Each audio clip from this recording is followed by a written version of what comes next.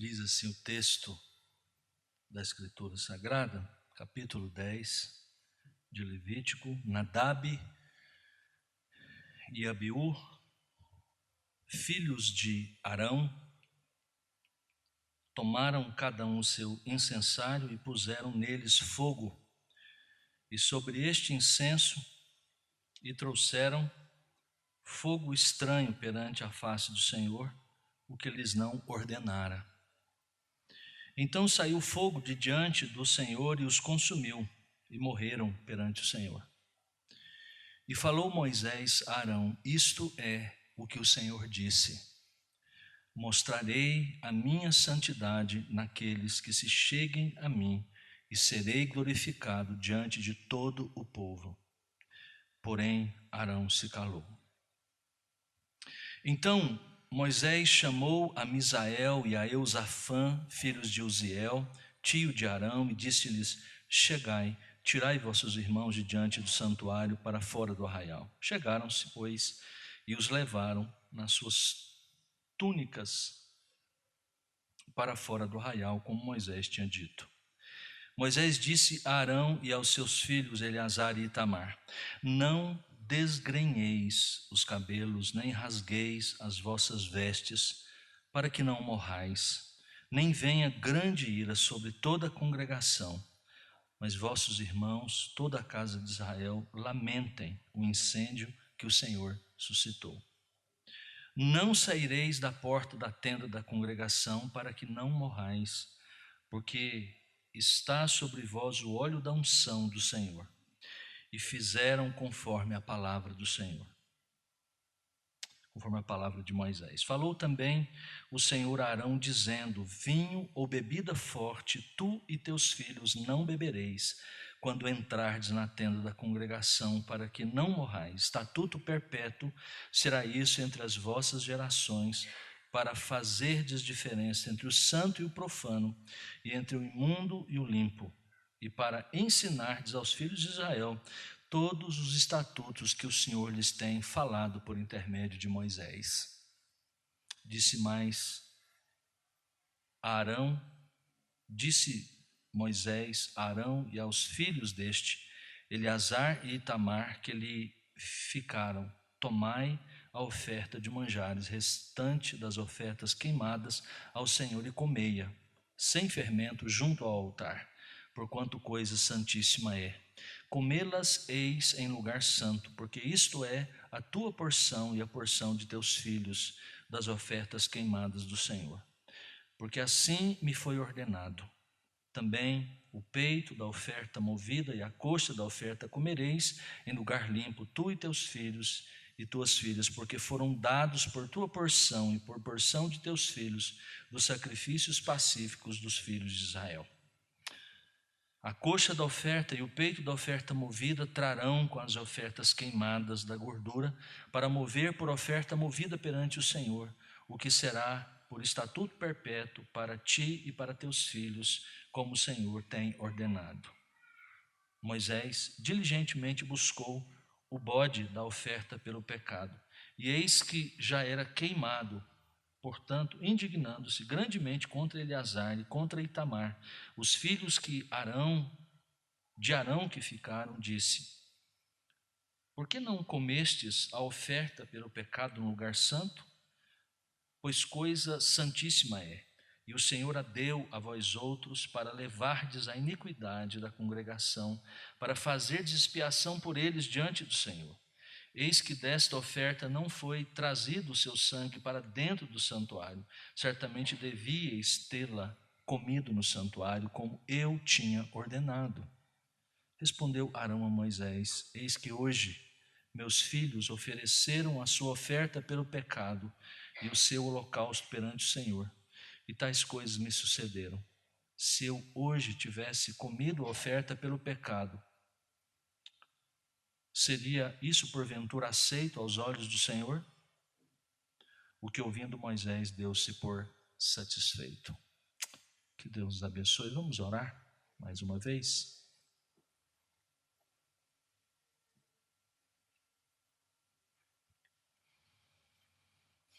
Nosso Deus e Pai celestial, Nós agora lemos a Tua palavra para fazer a exposição do texto sagrado, inspirado por Ti. Ele está registrado, ficou registrado, Senhor, para o nosso ensino, para a nossa instrução. Rogamos a Deus que o Senhor nos dê unção a todos nós, aquele que fala, que prega nessa noite, e aqueles que ouvem, que a voz do que fala seja ungida pelo Teu Espírito e saiam palavras de edificação para o Teu povo. Aqueles que ouvem, os ouvidos dos que ouvem sejam também, ó Deus, tocados pelo Teu Espírito para, em compreendendo, possam, ó Deus, também viver à luz desse texto. É o que pedimos ao Senhor agora em nome de Jesus. Amém.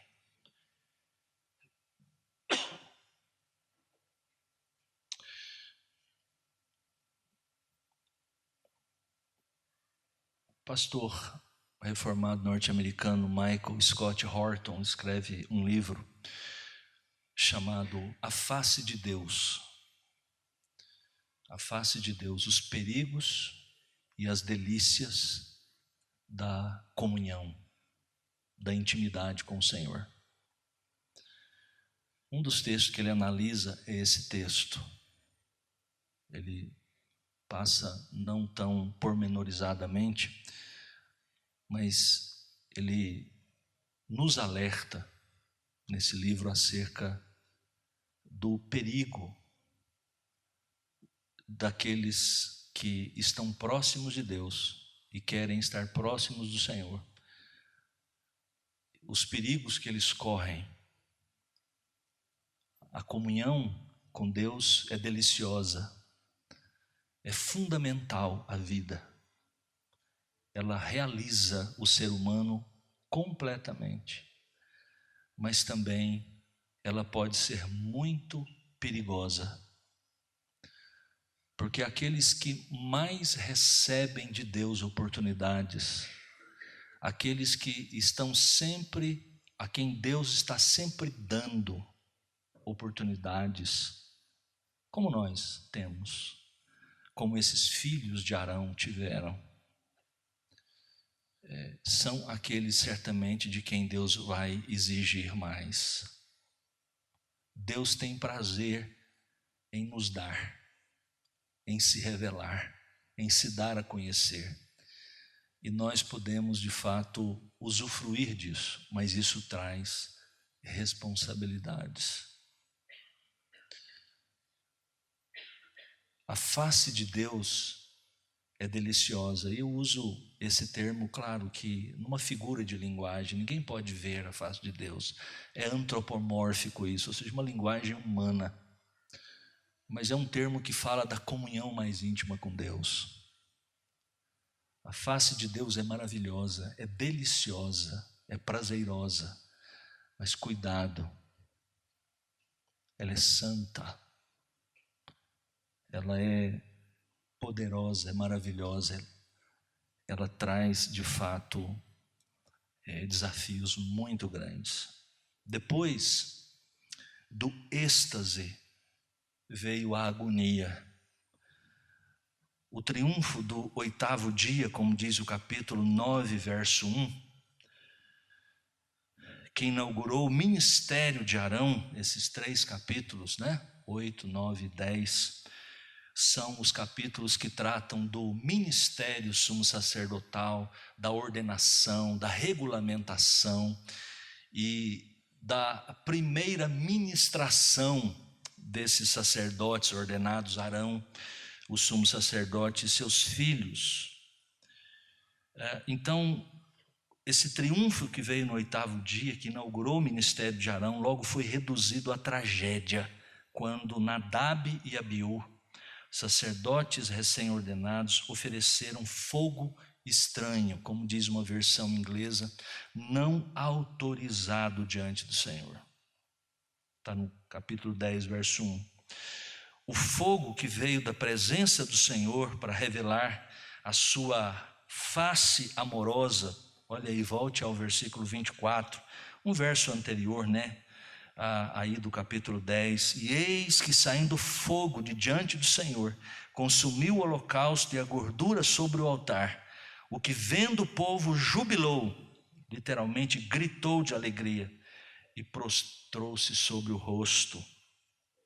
Então esse fogo que veio da presença do Senhor para revelar a presença amorosa, a face amorosa de Deus, agora saiu da presença do Senhor, diz o verso 2, para entregar severo julgamento. Que coisa impressionante, né? Esse contraste que a gente percebe do capítulo 9 para o capítulo 10 de Levítico.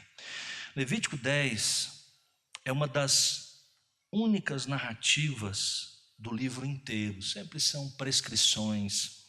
É uma das duas que nós temos narrativas, histórias, um evento, alguma coisa que é contada sobre alguém.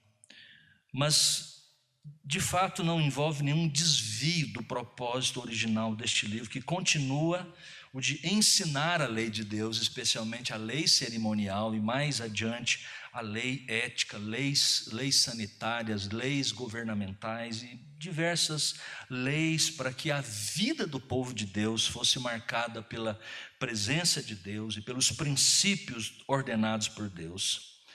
E aqui nós temos então, nesse capítulo 10, de uma forma bem específica, bem clara, um princípio que perpassa esse livro inteiro, que é o da santidade de Deus, sendo aqui destacado. De acordo com o texto hebraico, esse texto ele se divide em 3 partes ou 3 cenas principais. No texto original, os antigos maçoretas, né, os que nos legaram o texto, que registraram esse texto, copiaram os textos na Idade Média, eles são marcados por um sinal, por uma letra, na verdade, em 3 partes nesse texto, que vai do verso 1 até o verso de número 7, em que nós vemos a questão, o problema da morte dos filhos do sacerdote Arão, Nadab e Abiú, e depois nós temos dos versos 8 a 11, que são instruções aqui de Deus, e depois do verso então 12 até o verso 20, instruções do próprio Moisés, ou algumas questões que o próprio Moisés levanta, e um problema é levantado na altura do verso 15, verso 16, e que tem a resposta do sacerdote, do sumo sacerdote Arão a contento. Diz o texto, terminando, que diante das explicações de Arão, Moisés então fica satisfeito. Assim termina o capítulo e assim a estrutura em 3 partes nesse texto. Nós vamos seguir exatamente essas ideias. Esse texto é um texto que nos lembra da santidade de Deus.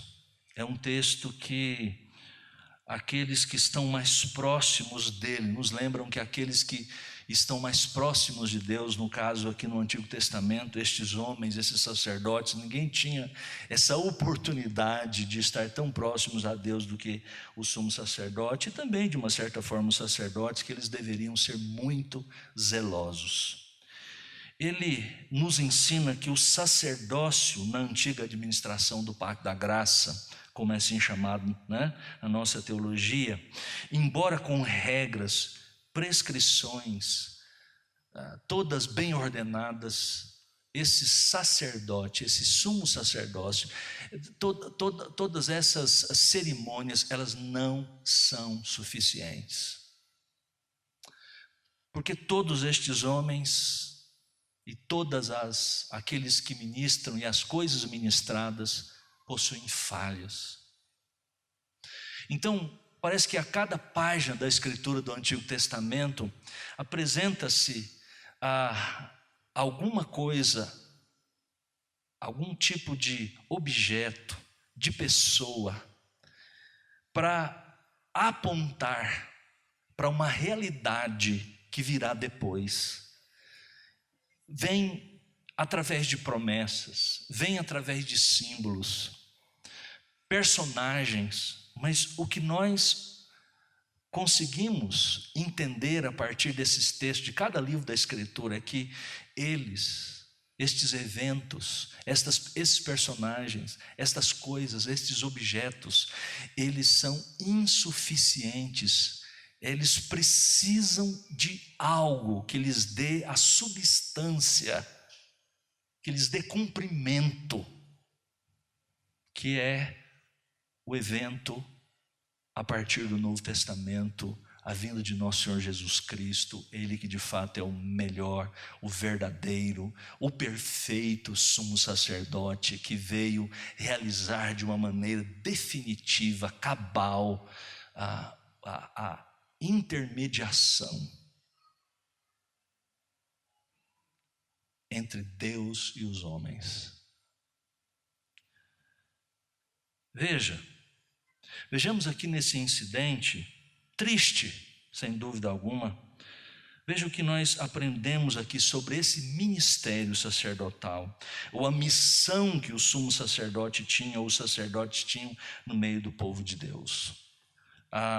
Vejamos, porque aqui nós temos o último texto deste bloco, né, em que trata dos sacerdotes propriamente. Aqui nós temos um incidente gravíssimo, com consequências, mas isso traz também algumas alertas, tanto para aquele tempo, como certamente para nós também nos nossos dias. Em primeiro lugar, então, veja a falha dos sacerdotes. Verso 1 ao verso 7, Nadab e Abiú são aqui os personagens. As primeiras palavras no capítulo 10 são exatamente desses dois jovens, Nadab e Abiú. Diz que são filhos de Arão, e eles são os filhos mais velhos de Arão. Eles receberam certamente uma criação privilegiada. Imagina, serem filhos do sumo sacerdote. O livro de Êxodo nos dá conhecimento de que eles tiveram os mais altos privilégios que alguém pode ter. Eles testemunharam com o seu pai as revelações de Deus, quando, por exemplo, os 70 anciãos de Israel foram chamados no Monte Sinai para receberem comunicações de Deus, numa daquelas teofanias, naquelas manifestações visíveis de Deus. O texto lá em Êxodo diz que eles estavam presentes também. Eles ouviram a voz de Deus, viram algumas formas que representavam o próprio Deus, ouviram trovões, eles participaram de tudo aquilo. Eles estavam entre esse seleto grupo, então. Eles são aqui, segundo o texto, recém-ordenados ao ministério sacerdotal. Eles passaram a semana interior. O capítulo 9 narra os 7 dias em que, depois de ordenados, eles passaram em consagração dentro do tabernáculo. Não podiam sair de lá, fazendo sacrifícios todos os dias por eles mesmos, pelo povo. Ao final desses dias, diz o versículo 24, como já notamos, o fogo de Deus consumiu o holocausto, ou seja, era um sinal de que Deus estava assinando embaixo, Deus estava aceitando tudo aquilo e os aceitando como sacerdotes de Deus. Lá, então, estavam eles. O versículo 1 é interessante, são cheios de palavras que, em todo o capítulo 8 e 9, descrevem o trabalho sacerdotal.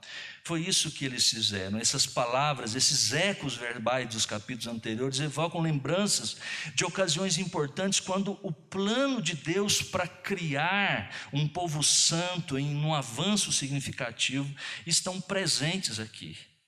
Então, de repente, diz o texto que toda essa euforia é destruída pelas 5 palavras hebraicas que nós temos aqui: fogo estranho que ele não lhes havia ordenado. Fogo estranho.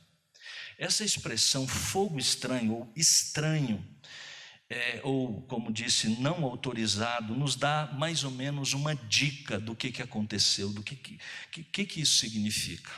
Se você olhar, esse termo é usado primeiramente em Êxodo capítulo 30, do verso 9 em diante.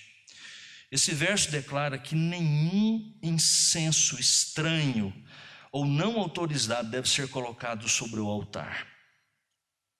Prescrição sancionada de um incenso adequado para o altar é registrada um pouco mais na frente, no capítulo 30 de Êxodo, a partir do verso 34 até o verso 38. Tudo deveria ser, segundo a Escritura Sagrada, como Deus prescreveu, deveria ser feito minuciosamente. Alguns sugerem, não temos base para isso, que o problema dos dois meninos aqui, de Nadab e Abiú, é porque eles encheram a cara de vinho e foram bêbados para oficiar. Isso por causa da sugestão de que a partir do verso 8, veja o que Deus diz, né? Vinho, verso 9, vinho, bebida forte, tu e teus filhos não bebereis quando entrardes na tenda da congregação. Alguns sugerem que esse fogo estranho, ou seja, o que levou Deus a manifestar esse fogo que queimou e matou os dois rapazes, tinha a ver com essa atitude. Mas assim, embora esteja bem próximo e imediata e abruptamente, Deus, ao falar com Arão, traz essa comunicação sobre bebida, sobre embebedar-se. Alguns comentaristas sugerem isso. A questão é que o termo fogo estranho no versículo 1, em todos os contextos que são usados, nunca tem a ver com esse tipo de comportamento de bebedeira.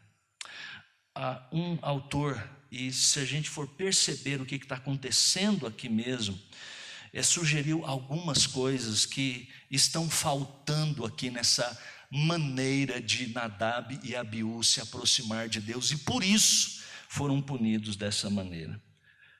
Tudo o que esses dois homens fizeram, segundo ele, foi errado. Para começar, eram as pessoas erradas. As pessoas erradas para manusear o incenso e apresentá-lo ao Senhor. Essa era a tarefa do pai deles, do sumo sacerdote. E é verdade. Quem deveria, nesse momento, estar apresentando esse sacrifício, essa oferta, era o sumo sacerdote Arão, e eles não sei por que cargas d'água foram para lá. Também usaram instrumentos errados. Seus incensários eram deles, diz o texto, mas isso deveria ser feito, ou os objetos deveriam ser usados corretamente, e eram os objetos do próprio sumo sacerdote Arão, e um óleo especial da unção deveria ser usado. E eles agiram também na hora errada, pois era somente no dia da expiação que o sumo sacerdote tinha permissão de levar o incenso para dentro do Santo dos Santos, e mesmo assim deveriam se portar num ritual completamente diferente, como está registrado em Levítico capítulo 16, né? São prescrições que Deus tinha estabelecido e eles não estavam cumprindo. Também eles agiram sob a autoridade errada. Eles não consultaram a Moisés, nem a seu pai, nem procuraram seguir a palavra de Deus que Moisés havia recebido, e ao queimar o incenso, usaram fogo errado, que as escrituras chamam aqui de fogo estranho. O sumo sacerdote havia sido ordenado para queimar o incenso com brasas tiradas do altar de bronze, segundo Levíticos nos orienta. Porém, Nadab e Abiú, eles forneceram seu próprio fogo, e Deus assim os rejeitou. E por isso tudo, eles também se apresentaram com a motivação errada, porque isso não glorificaria a Deus, e somente Deus deve ser honrado. Não sabemos, a gente não pode saber o que estava no coração destes dois, mas o que nós podemos, sem sombra de dúvida, é que eles estavam com motivações erradas, né? Nadab e Abiú estavam agindo, segundo alguém disse, em flagrante desobediência a Deus. Sua transgressão não foi acidental ou inadvertida, como a gente vai ver aqui um pouco mais na frente em relação aos outros dois filhos. Não. Eles trouxeram fogo estranho e parece que isso foi deliberado. A gente não sabe que loucuras muitas vezes as pessoas fazem e por que fazem. Eu me lembro de estarmos num triste episódio da minha vida ministerial, em que, tendo que, no presbitério,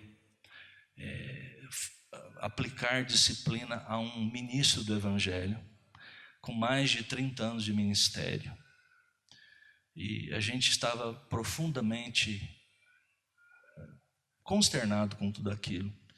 E ele disse, confessando, assumindo publicamente diante dos seus pares o seu pecado. Mas por quê? Vem aquelas perguntas, o que aconteceu, o que foi? Ele diz, olha, pecado é loucura. Eu estava louco. É como se eu estivesse louco. O que passa muitas vezes nas nossas cabeças quando nós fazemos determinadas loucuras, certas coisas absurdas, que depois você para pensar, ou depois numa reflexão, onde é que eu estava com a cabeça? Que loucura é essa? Mas é isso mesmo que a Escritura diz. O provérbio diz que pecado é loucura. E é isso que acontece, Um louco, ele não tem os juízos normais, as suas faculdades mentais nos seus devidos lugares, e por isso ele faz coisas absurdas. De qualquer forma, o texto diz que o fogo veio de diante do Senhor, diz o verso 2.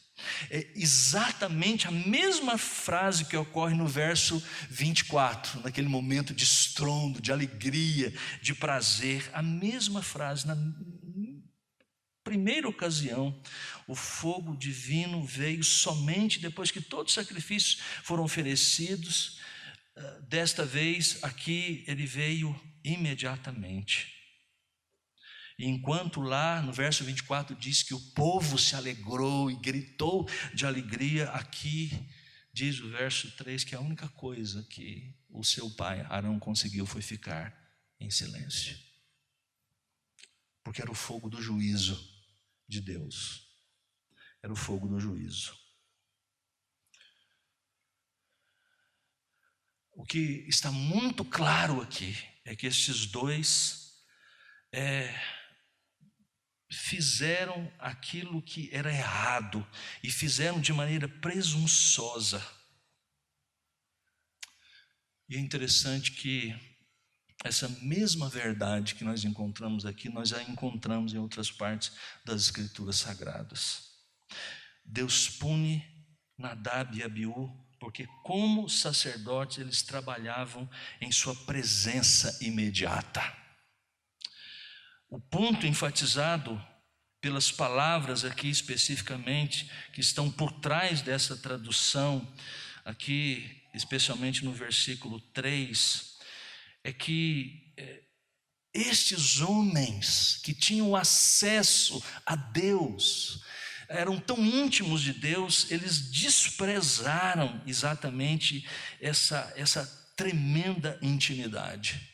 Deus lhes deu tanto da sua proximidade, da sua comunhão, da sua presença, e eles acharam que poderiam levar assim de qualquer maneira. E é por isso que a Escritura diz sim que aqueles que recebem tamanhos privilégios, aqueles que estão sempre com oportunidades, Deus lhes fala, Deus fala e eles não mudam, continuam postergam, dizem na próxima vez, depois eu vou fazer, ou deliberadamente dizem isso não é para mim, isso não diz respeito a mim. Estes que têm tido essas oportunidades vezes sem conta e continuam do mesmo jeito, estes Deus não tem Deus trará a sua disciplina. Deus não tem prazer em os abençoar. A Escritura fala que quanto mais perto você está de Deus, quanto mais perto alguém está de Deus, mais cuidadosa deve ser o seu respeito pela santidade, pela honra. Quanto maiores os privilégios recebidos, mais cuidadoso você deve ser em cumprir as suas responsabilidades. Como Jesus advertiu: a quem muito foi dado, muito será exigido.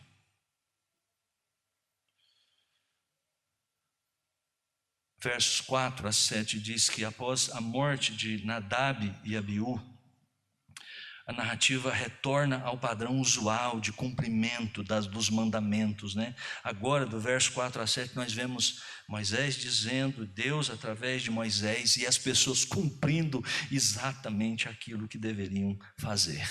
Esse é o padrão corretamente. Você vê falas, mas outras, certos comportamentos exigidos, mandamentos são dados e as pessoas imediatamente estão fazendo todas as coisas. Porque é isso que deve acontecer no meio do povo de Deus.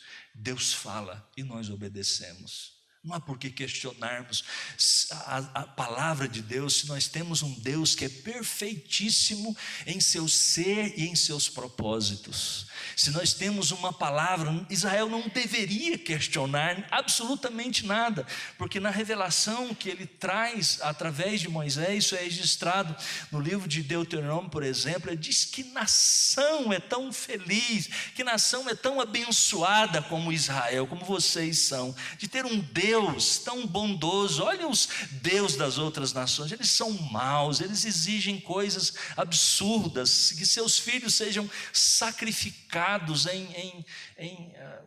sendo queimados vivos. Eu não exijo isso. Eles são meus. Que nação, quais nações têm mandamentos tão maravilhosos, tão justos, que foram feitos para preservar a vida de vocês? Esse é o padrão. Deus fala e a gente obedece. Por quê? Porque Ele é Deus, porque Ele é o Senhor, porque Ele é o Senhor. Veja, a missão dos sacerdotes é uma oportunidade, verso 8 a 11, de Deus então se revelar. Diz o verso 8: falou também o Senhor a Arão, dizendo, diz o texto que então o Senhor falou a Arão. Só aqui em Levítico é que Deus fala diretamente com Arão, em nenhum outro lugar. Em outros lugares sempre Deus fala a Moisés. Então Moisés fala a Arão ou a qualquer outra pessoa. Veja como Deus vem até Arão nesse momento.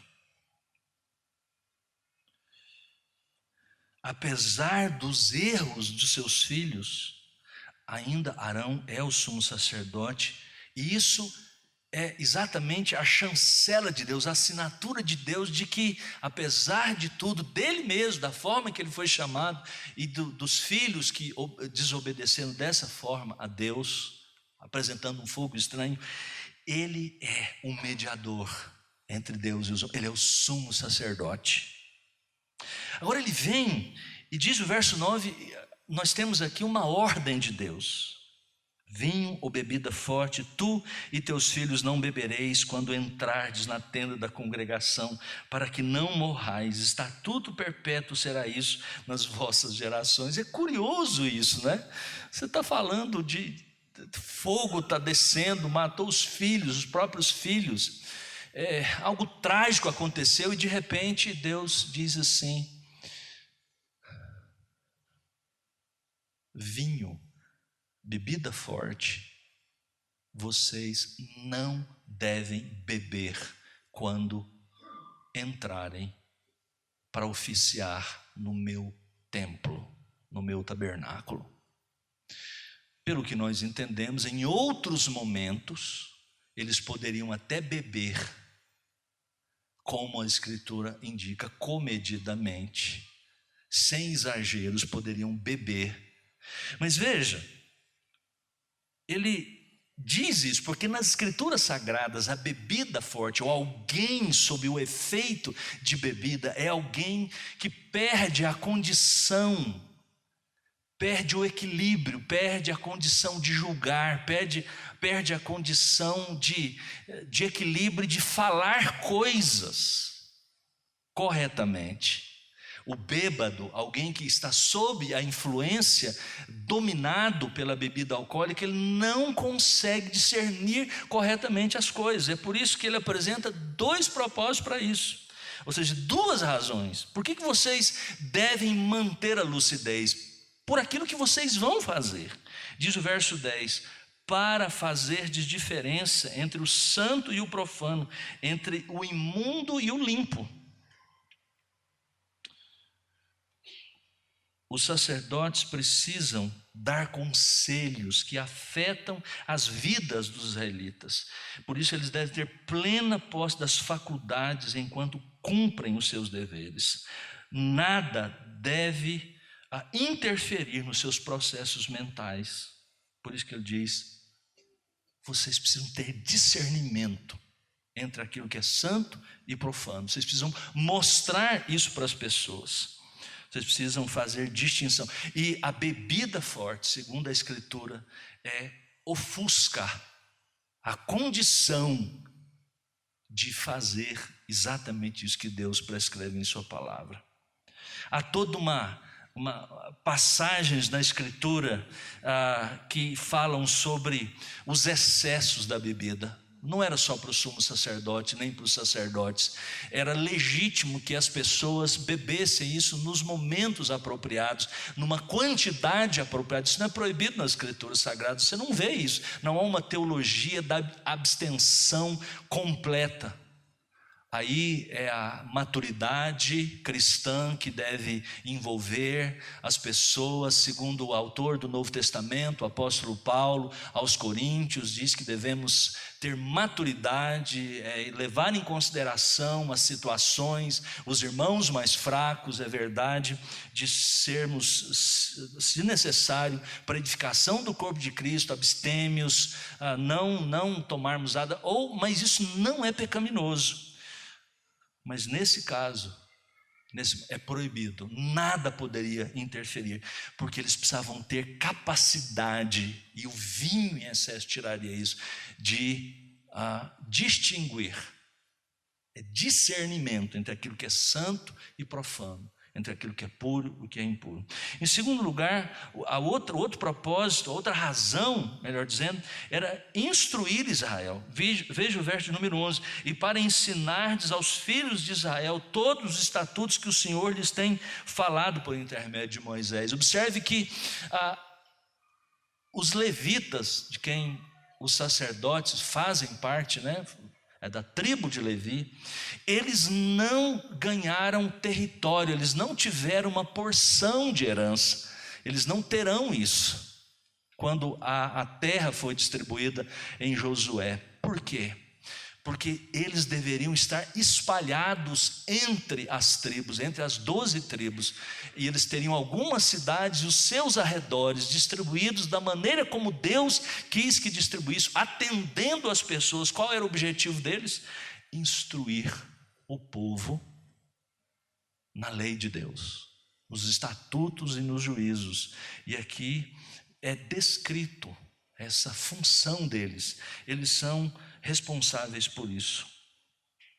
E a última parte do nosso texto, que está entre os versos 12 até o verso 20, nós temos aí 4 momentos aqui interessantes nessa última parte, que culmina com o prazer, na verdade, dos sacerdotes e da maneira como fechou no verso 19, verso 20, como tudo se cumpriu no ministério dos sacerdotes neste momento.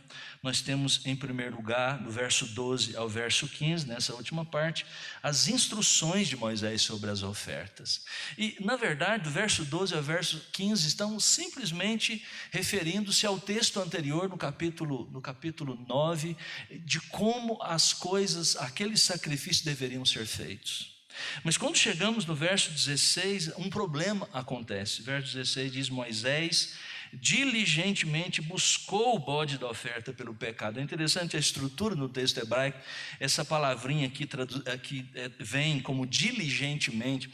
A língua hebraica, ela tem algumas limitações, ela não tem, por exemplo, uma palavra como essa, para dar a intensidade, para dar essa procura de Moisés. Então ele repete exatamente o verbo buscar duas vezes, um numa forma verbal, o outro noutra forma verbal, para indicar. Quando você vê isso no texto hebraico, a gente olha assim, ele está querendo exatamente enfatizar muito. Foi uma grande preocupação de Moisés. É claro que ele tem em vista certamente aquilo que já ocorreu com os dois filhos. Passou pela cabeça de Moisés agora, foram dois. Mais dois. Diz o texto: diligentemente buscou o bode da oferta pelo pecado, e eis que já era queimado. Portanto, indignando-se grandemente contra Eleazar e contra Itamar, os filhos de Arão ficaram. E note que por 2 ou 3 vezes ele cita Eleazar e Itamar e põe assim: os filhos que de Arão ficaram. Os filhos de Arão que ficaram. Eles deveriam ter feito uma coisa e não fizeram. Mas não foi por presunção, não foi por uma desobediência clara, não foi por tentar ir contra o Senhor de acordo com os desejos dos seus próprios corações. Não foi.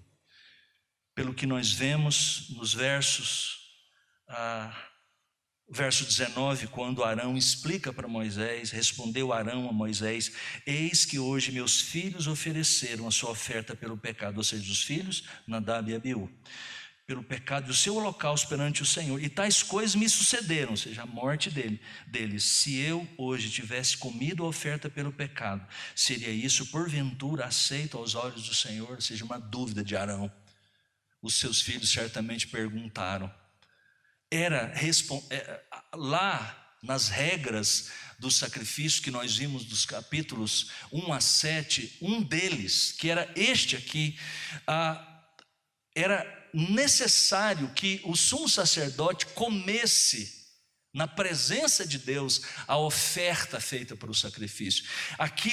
O ato de comer estava dizendo: o sacrifício está feito, está pronto, está terminado.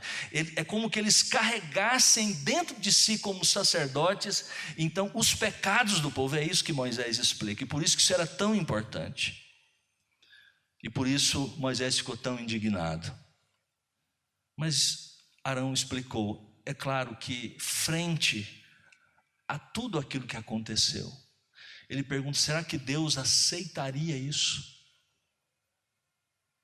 As pessoas estavam lá fora, talvez por isso também, estavam lá fora chorando. Eles não puderam sair, diz o texto. Arão e os 2 filhos ficaram dentro do tabernáculo. Deus os proibiu de sair. Eles tinham que continuar oficiando. As coisas de Deus são tão mais sérias que até isso eles não puderam fazer. Mas os primos deles, diz o texto, esses que pegaram o corpo de Nadab e Abiú, estavam lá fora, chorando a morte dos 2 sacerdotes, os filhos de Arão. E Arão talvez tenha pensado: eu não posso comer, nós não podemos comer, porque eles estão, normalmente as As cerimônias fúnebres de Israel eram cheias, por isso não desgrenheis os vossos cabelos. Ou seja, eles jogavam terra, vestiam de pano de saco. Existiam as choradeiras, aquelas que ficavam lá, mulheres, homens contratados para chorar. Era uma verdadeira algazarra, não, né? Alegria, uma choradeira só. Eles não. Talvez por isso também Arão tomou a decisão. E segundo o texto, foi uma decisão acertada, porque Arão é o sumo sacerdote agora. O texto termina dizendo que, ouvindo Moisés, deu-se por satisfeito.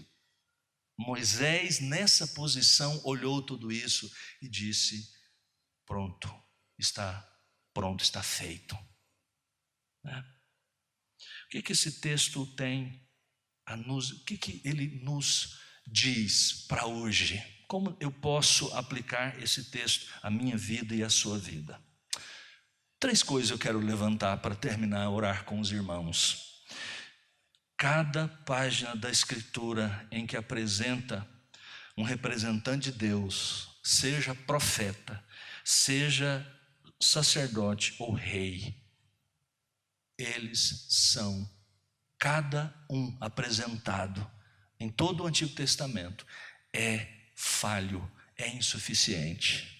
Deus levanta um líder, vem alguém e que é importante, é o Salvador para aquele momento, mas você olha para a sua vida, você vê alguma mancha, você vê alguma nódoa. Assim foi com profetas, assim foi com o patriarca Abraão, o pai da fé, em que todos os judeus se orgulhavam profundamente, que o Novo Testamento diz que é um exemplo para nós, devemos seguir as pegadas de Abraão, porque é pai da fé. Nós vemos Moisés, que não pôde entrar na terra prometida por causa do seu pecado. Nós vemos o próprio Arão, tantos outros. Vemos reis como Davi, que Deus diz que é um homem segundo o meu coração, mas todos estes, conquanto apontam, guardam em si alguma coisa que aponta para lá mais na frente, eles são falhos, insuficientes. As escrituras do Antigo Testamento estão cheias de um grito: nós precisamos do Messias. Ele é o Salvador. Ele virá. Cada página da Escritura do Antigo Testamento clama por um Redentor. Tudo é apresentado de uma maneira que aponta para Cristo. Nós vivemos, meus queridos irmãos, no melhor dos tempos. Nós temos a Cristo Jesus. Nós temos uma luz tão grande. Nós temos tanta informação para a nossa vida cristã, para o nosso crescimento.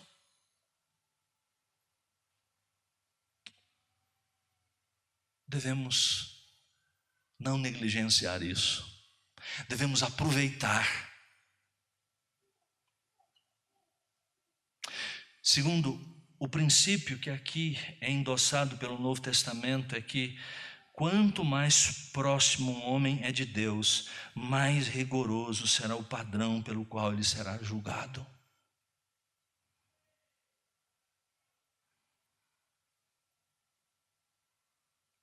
Jesus disse: ai de ti, Corazim, ai de ti, Betsaida, porque se em Tiro e em Sidom se tivessem feito os sinais que foram feitos no meio de ti, há muito teriam se arrependido com pano de saco e cinza.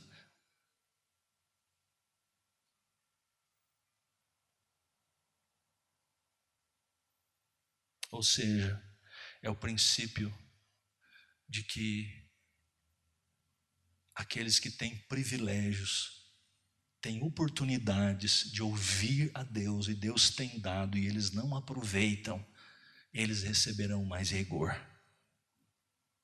no dia do juízo.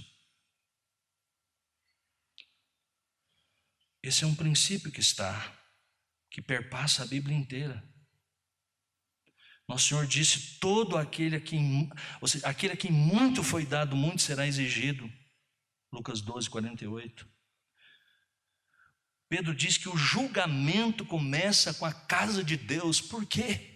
Porque a casa de Deus é o povo de Deus que tem ouvido a palavra de Deus, domingo a domingo, dia após dia, é instruído a conhecer as Escrituras todos os dias, a lê-la, a orar, a buscar a Deus, como nenhum outro povo.